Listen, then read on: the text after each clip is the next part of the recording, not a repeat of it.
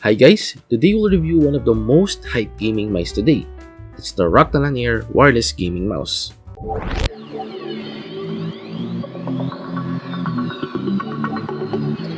Inside the box, it contains many items. 3 top shell covers for different profiles, side grips, clicker extensions, mouse case, and most importantly, a 350 mAh lithium polymer battery. Rakk Talan Air is an upgrade from its predecessor, the Rakk Talan, and clearly Rakk Gears beef up the packaging with the aforementioned items. Like I said earlier, it's one of the most hyped gaming mice today, and now we have a chance to review and discuss our experience using this mouse. Firstly, let's talk about some of its specifications. The Rakk Talan Air has PAW3370 optical mouse sensor. This is certainly an upgrade from Rakk Talan because it only has PAW3335. One of its main differences when it comes to the mouse sensor is the lift-off distance. PAW3370 has lower LOD compared to PAW3335. Fortunately, you can adjust the LOD via the software. Well, this is according to the specifications written on the box of the Talan Air. But like in our previous videos, we will not install the software. We will just review whatever is inside the box. Now let's tackle the mouse switches. The Talan Air has Kailh GM 8.0 mouse switches. These switches are pretty new in the market and most people favor it. Again, these mouse switches are clearly an upgrade from Rakk Talan's Wano Blue switches. Now, one of the differences between the Kailh GM 8.0 and Wano Blue switch is the actuation force. The former is lighter with an actuation force of plus or minus 65 G, while the latter requires plus or minus 70 G. As for the noise level, it's pretty much the same. The lifespan of Kailh GM 8.0 is up to 18 million clicks, while the Wano Blue switches is just 20 million clicks. Okay, we've tackled the mouse sensor and the switches. Now let's check the battery of the Rakk Talan Air. According to its specifications, the Rakk Talan Air has 350 mAh of lithium polymer battery. Apparently, in this area, Rakk Gears downgraded it. Rakk Talan has a higher capacity of 580 mAh of lithium polymer battery. I guess they did this because of the additional battery included in the package. In my experience, the factory charge lasted for 2 to 3 days before it died out on me. I noticed that the indicator of the battery is in the mouse's logo. As for Rakk Talan, the indicator is below the mouse wheel. It will blink if your mouse battery is at critical levels. I think they should retain that because for me, if the indicator is under the mouse wheel, it's easier to see, especially if you're using the mouse for long hours of usage. Also, if you read the user manual, it says there that the mouse wheel should blink red if the battery is low.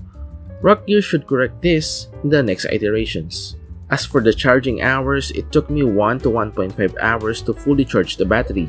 While charging, the logo will emit yellow illumination, and once the battery is fully charged, the lighting will go back to its assigned DPI color. Just like its predecessor, the Rakk Talan, you can still use the mouse while it's charging. In short, you can use it in wired mode. Like I said earlier, the package includes an additional lithium polymer battery. Yes, you can remove your mouse's battery and replace it. To remove it properly, press the battery forward, then pull it upwards. At first, I did not recognize that this is the proper way of removing the battery because there were no clear instructions in the user manual.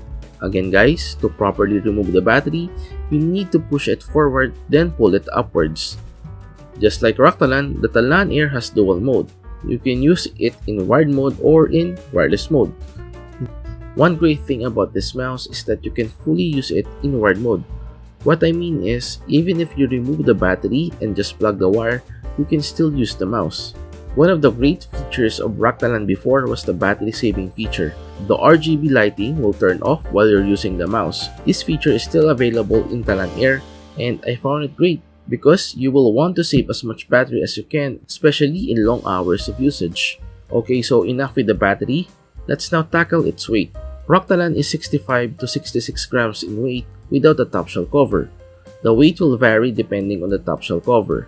For example, you install the cover with holes, it will be plus 4 grams, and the cover without holes, it will be plus 7 grams.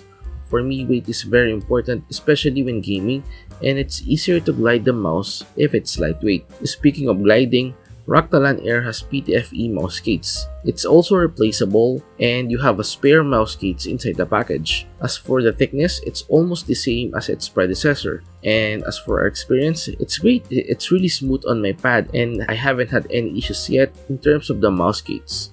By the way, be wary of the plastic covering the mouse case. It will surely reduce the performance of the mouse if you don't remove it. In my case, I already removed it before I shot this video. Now, let's go to the DPI selection. Rakk Talan Air has a maximum DPI setting of 19,000 via the Rakk software. But like I said earlier, no software installation in this video. The default DPI of Talan Air is almost the same as its predecessor. The minimum is 400 and the maximum is 6,400. Their difference is the mid setting. Talan Air has 1600 while Talan has 1200. Earlier, I mentioned that when the battery is fully charged, the logo illumination will go back to its assigned DPI color. Each DPI setting has its own color. Red is 400, blue is 800, green is 1600, yellow is 2400, cyan is 3200, and lastly, pink is 6400. As for the IPS, they are the same, but their acceleration is different. Talan Air has 50G while Talan has 40G. Meanwhile, their polling rate is the same at 1000 Hz. I did not feel any significant change when playing FPS games, or maybe I'm not good at playing it. Anyway, one good thing about the Talan Air are the top shell covers included in the package. You can instantly switch different profiles that will suit your needs. Me, I love the cover with, sorry for the lack of term, I love the cover with linear holes. It perfectly suits my hand. If you want to try different grip styles, you have the luxury to change the top shell cover and check if you're comfortable using the mouse with different grip styles. Also, it has side grips, which you can attach on the sides of the mouse. If you have sweaty hands or fingers, you will surely love this freebie. As for the design, it's an ambidextrous mouse with right-hand preference. I noticed that there are articulations at the sides of the clickers. Also, the side buttons became smaller compared to its predecessor. The mouse wheel design is the same but the rubber is thinner. So far, there's no wobbling when scrolling. Now if we talk about the price, it's around 2,500 pesos.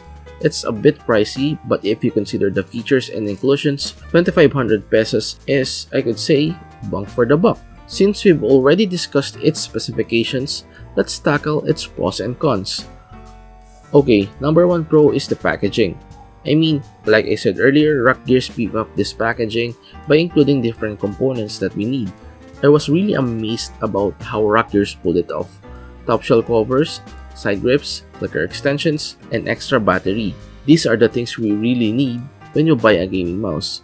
We don't need to look out at other sites and buy aftermarket components. In short, it's an all-in-one package. Number 2 are the mouse sensor and switches. I choose these as a pro because these components are newer in the market and most gaming mice today are using KLGM 8.0 and PAW3370 as their bread and butter. So I think it's a good move by Rakk Gears to incorporate these components to Talan Air. Number 3 is the capability of the mouse to be used in different profiles. In short, the top shell cover is included in the package. Most gaming mice today don't have this feature and you will be stuck in whatever profile your mouse has. I mean, you need to thoroughly check the mouse you want to buy and watch tons of reviews and ask retailers if it will fit your hand size and grip type. Now, Rakk Gears gave us an opportunity to play around without shedding additional cash. Now let's discuss the cons of this mouse. Number 1 is the DPI and battery indicator. Like I said earlier, Rakk Gears should have copied or retained the DPI indicator of Rakk Talan. For me, it's difficult to check what DPI setting you are at while using the mouse. As well as the battery indicator, if your focus is on the screen, you'll be surprised that the battery has already died out on you. Number 2 is the user manual. For me, it's incomplete and gives false instructions. For example, in the user manual, it says that the mouse wheel will illuminate or blink red if the battery is in critical levels. And this is incorrect because the logo will blink red instead of the mouse wheel. Number 3 is the battery capacity. Yes, it has a spare battery, but for me, the capacity is too low compared to its predecessor. Imagine if both batteries have the same capacity with Rakk Talan, you can use the mouse wirelessly for a week or more. Now, if we're going to give a grade, 10 is the highest, I will give it a grade of 8.5 out of 10. 8.5 because of its features, performance, and inclusions.